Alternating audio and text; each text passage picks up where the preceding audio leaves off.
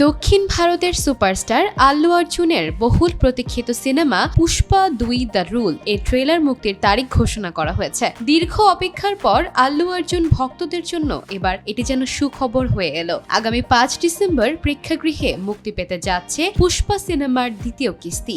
তবে তার আগেই মুক্তি পাবে সিনেমাটির ট্রেলার, যা নিয়ে দর্শকদের মধ্যে তৈরি হয়েছে তীব্র উত্তেজনা।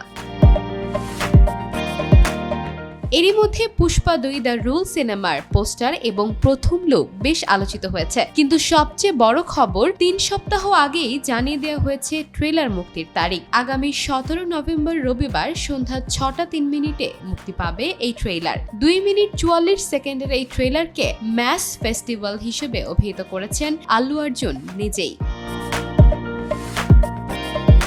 সোশ্যাল মিডিয়ায় আল্লু অর্জুন এই খবর শেয়ার করে লিখেছেন, 2 মিনিট 44 সেকেন্ডের পুরো ম্যাস সেলিব্রেশন। এর আগে পরিচালক সুকুমার নিজেও টুইট করেছেন, ম্যাস ফেস্টিভ্যাল শুরু হওয়ার আগেই একটি অত্যন্ত উত্তেজনাপূর্ণ এবং হিট ছড়াবো সিনে দুনিয়ায়।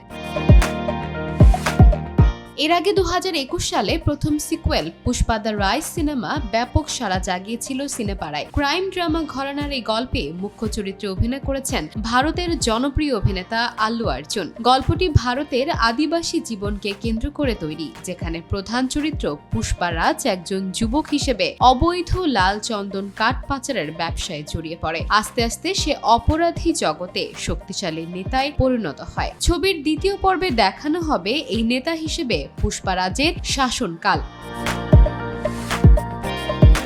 এবারের সিকুয়েলেও পুষ্পারাজের সঙ্গে রাশমিকা মান্দানা থাকবেন এবং তাদের রসায়নটি আগের মতোই দর্শকদের আকৃষ্ট করবে বলে আশা করা যাচ্ছে। এখন পর্যন্ত পুষ্পা সিনেমা সিরিজের প্রতি দর্শকদের আগ্রহের কোনো শেষ নেই। বিশেষত সুকুমার পরিচালিত এই সিনেমার দ্বিতীয় কিস্তি নিয়ে আলোচনা চলছে সারা ভারতেই।